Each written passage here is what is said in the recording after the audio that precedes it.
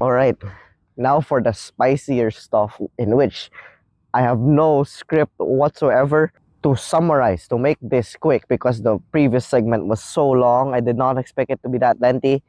A majority of the most, and I would dare say best, although painful, hard hitting lessons in my past 18, 19 years of my life was from last year. I'm gonna pull something dirty here in a way and just say that the 7 lessons from 2024 series that I made can more or less summarize my life experience, but I'm going to add 3 more after I explain each lesson. I listed it down here. So if you're interested into looking more into that and listening into detail as to what I mean by these lessons, then feel free to just hop on to those videos. Lesson 7. This was perhaps my most favorite one, even though it's not the most important. What ifs goes both ways. Okay, in that video or in this lesson, I realized that a lot of things in life has some form of duality. I don't know from which philosophy I initially got this from, but most of the realizations was from experience and observations.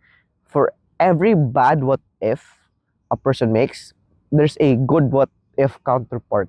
Most people just would just jump straight into the negative versions. Okay, anyways, just yeah, just go to that video if you're interested into learning more about my thoughts regarding that. And lesson 6, the thin line between fighting and forcing. And oh boy, this is underrated. People don't talk about this for some reason. I looked into Taoism and Buddhism and detachment and going with the flow and all that, and amorphity and stoicism. And yes, I did pick up a few things from there, but applying it, holy crab, is difficult as heck. Because when you want something, when you treat something as important, you will want to fight for it. I think that's normal, right? I'm pretty sure that's normal.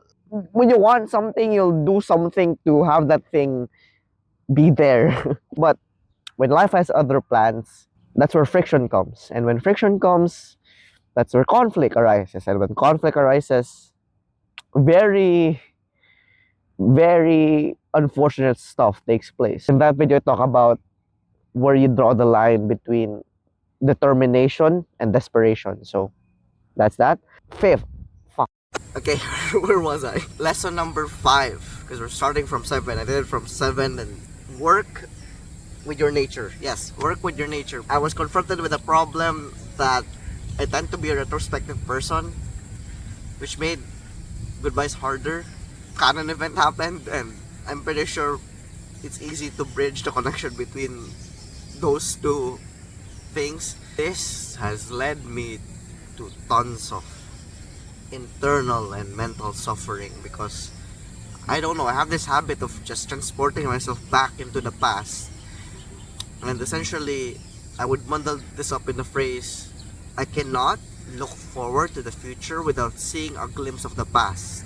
And when I see the glimpse of the past, I am aware that there is nothing else I can do to bring it back, because of course it's done. You know, that tends to cause me pain.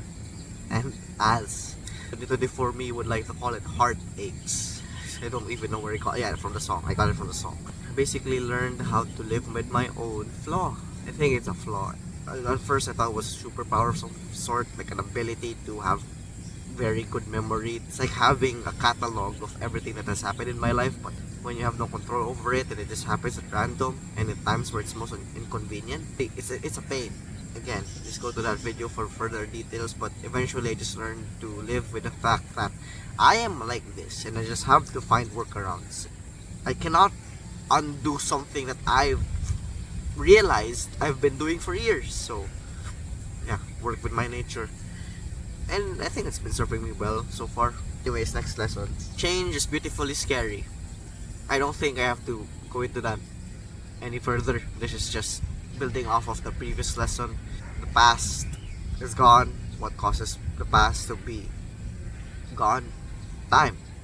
What follows time? Change. You know, life happens. Life happened.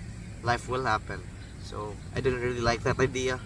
I didn't want things to change. I wanted the status quo to stay. And it's the caterpillar turning into a butterfly phase. It's an uncomfortable experience, but it's a necessary one for you to be something more. That's why it's beautiful. But at the same time, holy shit, it's intimidating and scary and makes you want to unalive yourself at times. But this is how life works. Lesson number 3.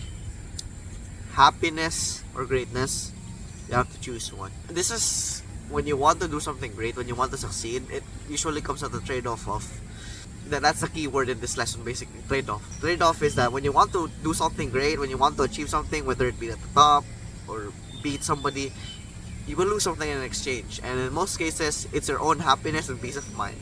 And I've come to the conclusion, and this is not pessimism or cynicism or whatever, because literally we had a 5-hour long podcast, half drunk at a friend's house, trying to untangle this dilemma, wherein is it really possible to live a life so successful but at the same time be happy? I've looked into compromises where you can be happy and great at the same time, because those two words can be subjective as heck, but from my definitions, they don't really go in the same sentence in a way. But that's just me. So it's either I redefine those two words or try to force two polar opposites together, and I talk about that in that video. So yeah, everybody's broken. That's lesson 2 for some reason. Growing up, I've always convinced myself that the people who are older than me know what they're doing in life.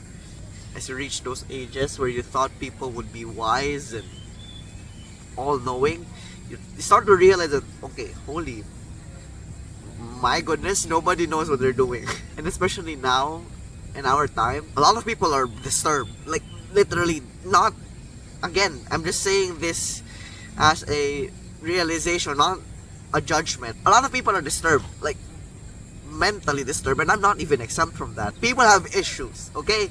I think everybody born in this world, regardless of generation, of era, will have some form of struggle. Most especially mentally, because this life experience, I don't think it's possible for a person to escape the extreme pressures of life. This is basically just a complex way of saying maturity.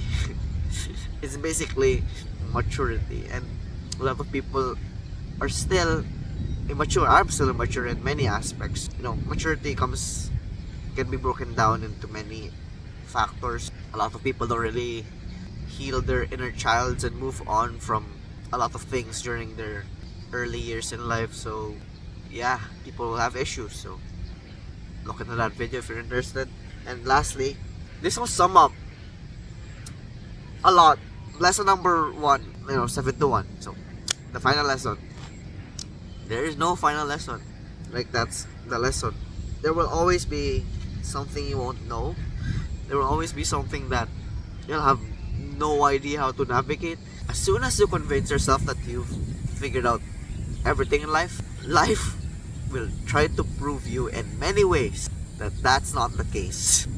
It will keep throwing things at you, and you will keep learning new things about it that you never expected to even learn. In my case, I didn't even consider a lot of these realizations until I was there face to face. A lot of things in life are unpredictable, so to claim that you know how to navigate it in near perfection, it's cap.